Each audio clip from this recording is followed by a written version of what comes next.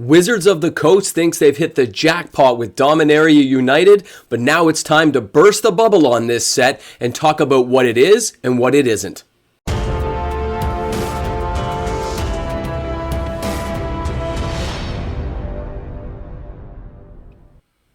Hi everyone, welcome back. Vacation Mode MTG Moxman here, and I hope you're all having a great day wherever you are. Yes, I am still ill, still fighting it off, but I'm up to the challenge and I plan on winning. You know, it's just going to take a while, but I'm definitely up for it, so don't mind me. I have the coffee in hand in case the throat gets a little bit too dry to carry on our conversation today. So with Dominaria United, no matter what I say in the video today, most of you have already made up your opinion about this set. Most of the spoilers are out. We've got a pre-release of basically a week and a bit away now. Everyone's super excited. We know about the Lost Legends being in the set, the beautiful stained glass art cards.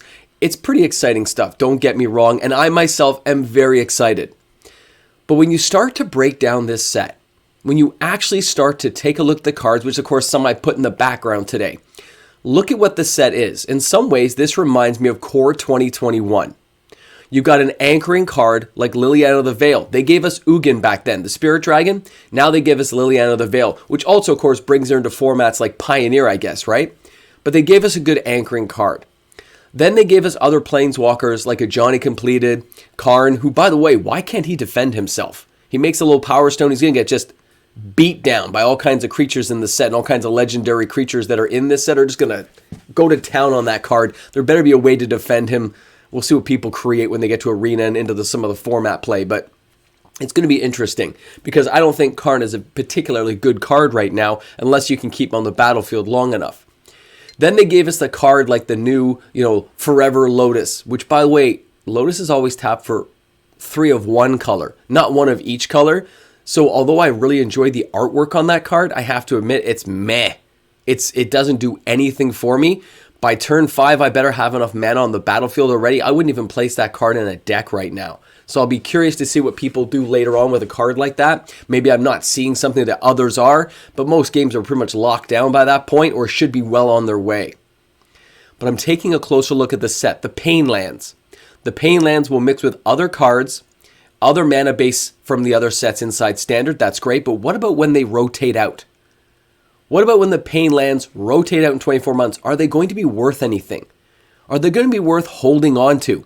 Chances are they're worth $1 or $2 at most. It's not going to be a real mana-based chaser for a set. Not like Otawara, the Soaring City, not like Taknuma, the Abandoned Mire. You see what I mean? Seat of the Empire. The card mana base that you're looking at from things like Streets of New Capenna with the Triomes or going ahead with Kamigawa, they are far superior to what they just gave us in Dominaria United. You'd think they would have at least given us the fast lands or something, or a check land, something to put into that set to say, hey, we care about you. We know you guys want to have a decent mana base. But they didn't. They gave us the Pain Lands. Now, that one land that casts legendary creatures and you can use it for legendary saga spells and stuff, that's not bad. Okay, that's not a bad land at all. I'm cool with that one. But I'm just saying they could have given us a stronger mana base, or at least one stronger mana base card as a bit of a chase, right? And they didn't give us anything. I was almost hoping they would have put another like Modern Horizons 2 type, like a Yavimaya Cradle of Growth type land, just to snazz things up. Maybe a blue one like a Tolarian one, and they didn't. Because Wizards realized that when they've stacked things up with Lost Legends and the beautiful stained glass art, and the way they've put the set together has really got people pumped with a good storyline. I agree with all that. That they didn't need to do anything else to really get this set off the ground. So they didn't give it to us. It's almost like an Apple product with the bite out of it. They didn't give us the whole product. They gave us what they thought would satisfy us until we got to the next level. I admit that this set, nostalgia-wise, is fantastic. Guys like Silkanar the Tainted versus Silkanar the Swamp King, putting those various Planeswalkers that could be reprinted in there, the Secret Layers coming up with the Elder Dragons, it all ties in quite nicely. And although I'm not a Secret Layer guy, I definitely like those Elder Dragons, and they're tempting, okay? When I look at all that stuff, excuse me, I realize Wizards has got a good grip on what the player base expects. Nostalgia-wise, we're in on this set. Going forward, people are going to keep sealed product of this. It's going to go around for years to come. There are enough good cards in this set that people are going to enjoy it. Okay? They're going to want to relive this part in Magic's history, the 30th anniversary, the kickoff point.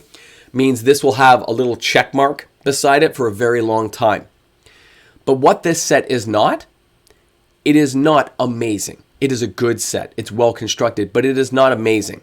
There is no amazing card in there that says this card is broken. This isn't like an Oko from Eldraine.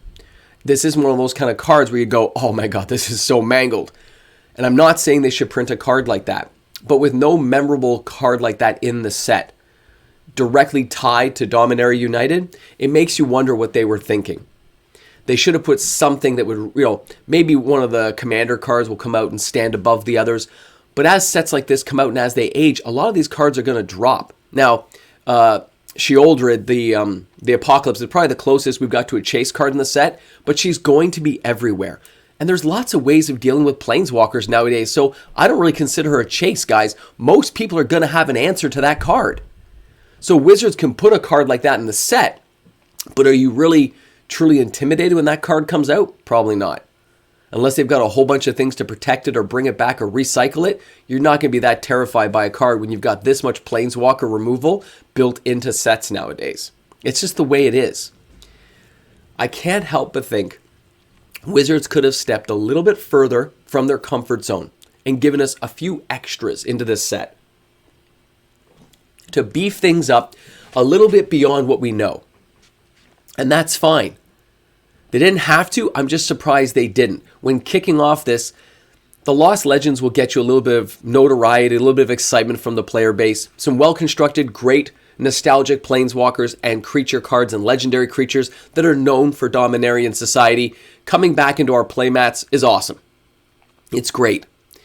But as things age, how many of these cards are going to find uses in really eternal formats, casual ones like Commander? How many are going to be out there in Modern, Commander, other formats players enjoy playing? Pauper. That's what players really know about and care about.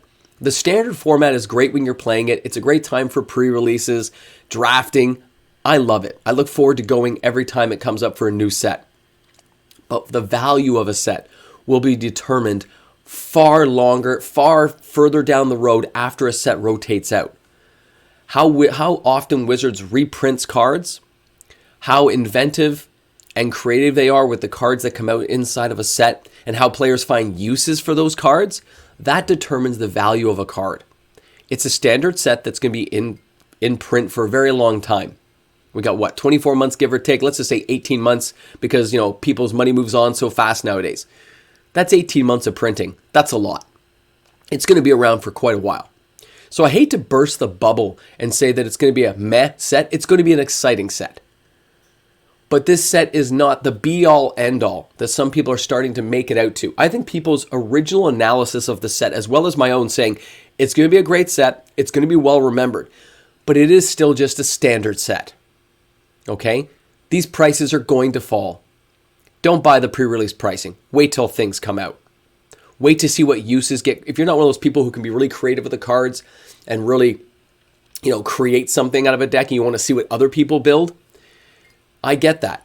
So wait and see what other people build. Wait to see what inventive combos come out from cards like this before you start just buying random cards and spending top dollar at release. Wait for it. Be patient. Because a lot of these cards are going to fall in price. This set is going to be opened a lot. It's the 30th anniversary's kickoff. It's the start. And that's what Wizards is betting on. And I don't want to kill the idea that it's going to be a fun set. It's going to be. Like I said, you guys have probably already made up your opinion. And that's if you're this far along in the video without saying, I'm done. I get what he's saying. Click. And you've moved on. I just want to warn people against spending hard-earned money on a set that's going to be around for a while. It's a standardized set, meant to be mixed in with the cards we already have.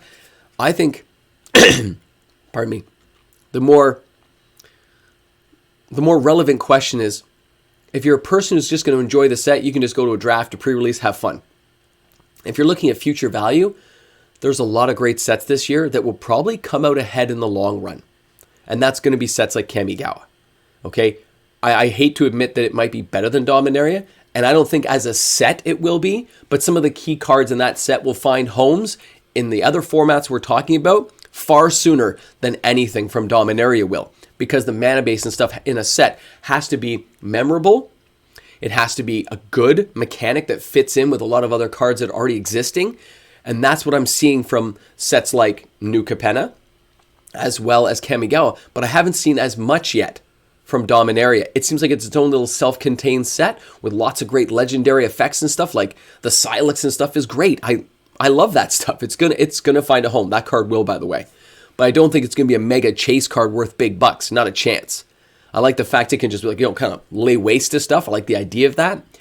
But it's just like another panic button. We've seen them before. There's nothing really new there. Wizards didn't break ground on some new idea, guys. They've gone formulaic, and they've gone through seeing how things have worked in the past, and they've given us a more generic set with a few little bits of spice here and there, like the Lost Legends. It's something to think about before you start buying any of the cards from the set. Wait to see how things start to play out. Let's finish off the spoiler season. I think it's almost done by this point. By the way, no Thralls. Really? I got no Thralls in this set? They gave me a Kobold, but I didn't get Thralls. Thralls are supposed to be so scary, and we're on Dominaria, and you don't mention a single Thrall? Kind of creepy that even the Phyrexians didn't mention any of the story parts. That's crazy to me. So let's enjoy the set. Let's really dive into it and have a good time. But keep it in mind what the set is and what it is not. It is a standard set. It's meant to interlink with all the other standard sets this year that it's supposed to rotate into the format with. It's going to fit with stuff from Brothers War, okay? That's all going to fit together. Keep that in mind. Wizards wants us to accept the price increase. That's why they've added this stuff in. That's why it all keys in with the Lost Legends. I don't think we'll see the exact same from the Brothers War. I think there'll be something a little bit spicy in there because it's still the 30th anniversary, but I'm not really expecting Antiquities cards at this point. Wizards will kind of, keep some ammo for later. Although I could, maybe I'm going to be surprised and that won't happen. So thanks a lot for tuning in. Thanks for hanging out with me today. It's going to be a great set, a good set, not a great set, a good set, a great set. Time will tell. It always does in the end, doesn't it? But keeping sealed product will definitely come out ahead for people in the long run, as long as not too many people do it. Remember, when everyone collects it, it's not very collectible then, is it?